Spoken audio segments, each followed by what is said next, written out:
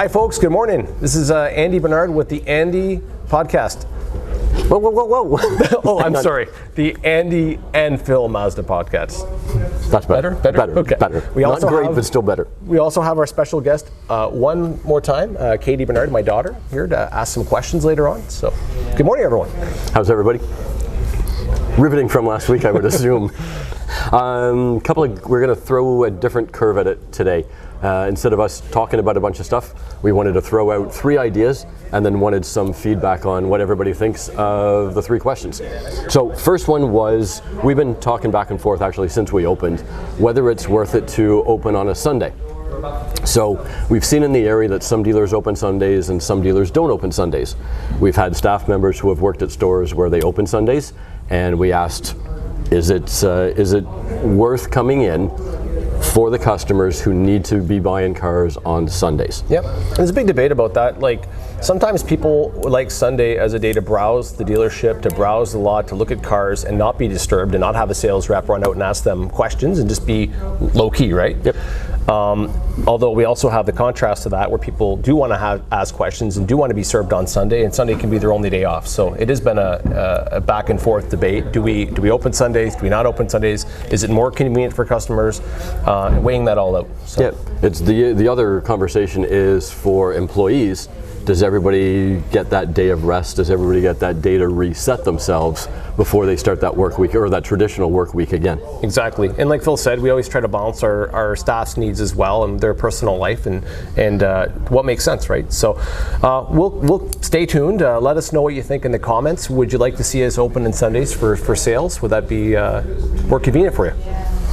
Number 2 is the remote delivery. So one of the other ideas, we're kind of rapidly approaching 1.5 years of being open, and we're going to commence the remote delivery option for our clients. We've at least been discussing it for 1.5 years since we opened, of customers that are not in the immediate area that want to buy a Mazda and want to have that brand new Mazda dropped off in their driveway. And basically the entire experience could be done remotely through the internet. So some of the more premium brands in the area are able to offer that, and I think Mazda moving towards that premium brand, we also want to move towards that remote delivery. So let us know what you think in the comments. What do you think of the remote delivery? Well, we can do, so now with the technology, we can do the purchase, we can do the credit application, we can do all the registration work all via electronic communications.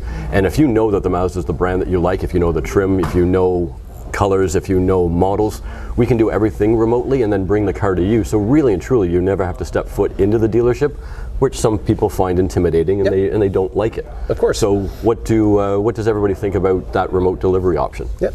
My wife's like that. She'd prefer to do all her research on her own and just make the decision on her own. A lot of people are like that, right? Some people, I think, the issue with Mazda is it is truly a vehicle that needs to be driven, especially for somebody that's never experienced it. You looking at Mazda versus a Toyota or versus a Kia or versus a Hyundai, you need to experience the difference in our product and the difference in quality. So I think it would be a better option for a second purchase, maybe a third purchase. But sometimes first time buyers may prefer that as well. So yeah, let us know what you think. Now, third option or third question is going to be, you've picked up your new car, you've spent a couple hours at the dealership, you're all excited, now it's time to drive away. You've had a little bit of a product presentation, you're fairly comfortable with the technologies and the safety equipment, but what about that option to come back to the store where it's a little bit more low-key to get a full introduction to all the safety features, all the technologies. You've had the car for maybe 30 days, 60 days, you've written down a bunch of questions.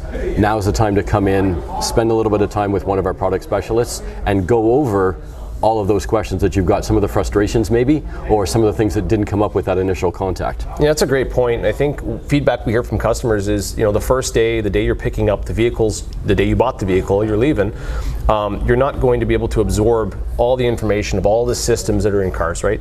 And the vehicles are just going to get more and more complex. We've had a sneak peek at the 8th generation vehicles, which are now including Google technology. I mean, tons and tons of learning curve for people.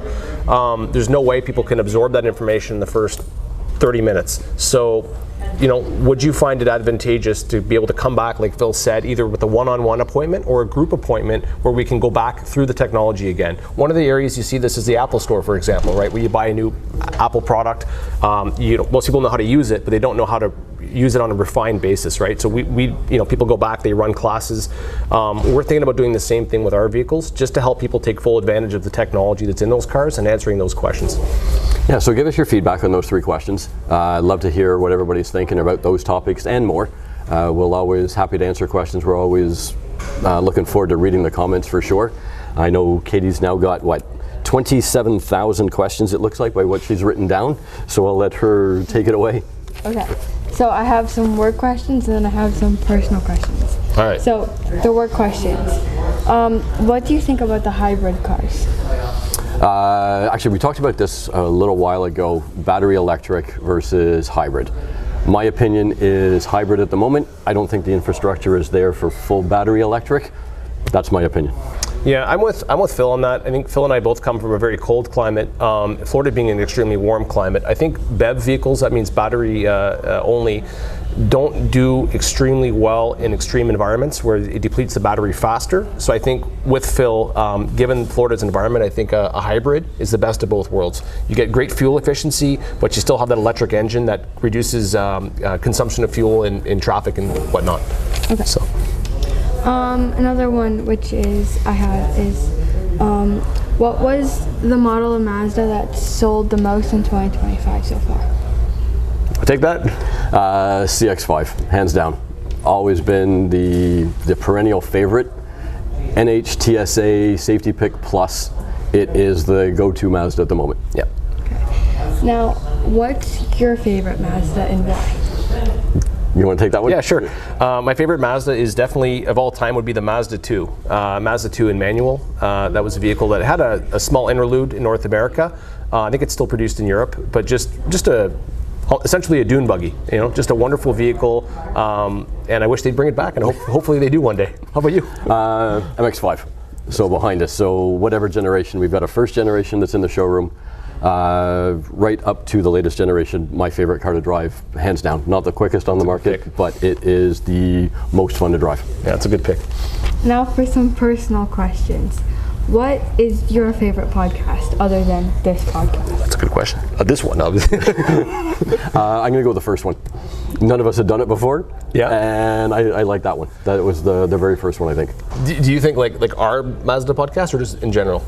In general. Oh, okay. Yeah. No, I'm going to leave this one here. I'm going to stick with the first one. I'm a Jocko Willink fan, so I think the Jocko podcast is something I listen to every day. So. Okay. Second, what was your first job? I was a paper boy. Back when newspapers actually got delivered to people's houses with the bag over your shoulder. Once a week, you had to go to everybody's house and collect the money for that week. That was my first job. Well, I also was a paper boy, not to copy Phil. That was my first job as well. My first real job, I was a armored car guard with Brinks, and that was a very interesting first job. So. Okay, and the last question I have: what is your favorite activity? I'm a golfer, so Florida for me was like hands down the best possible place to come. 12 months out of the year. It's a little hot June, July, August, but you know what? That's my favorite activity. I like to make food, so I like to smoke food, grill, things like that. So any sort of like food preparation. So it's my thing. So good questions. Thanks, Katie. You're welcome. Thanks, Katie. Any other questions or? No. All right, perfect. Thanks, everybody. Thanks for joining us. We'll see you next week. Take care.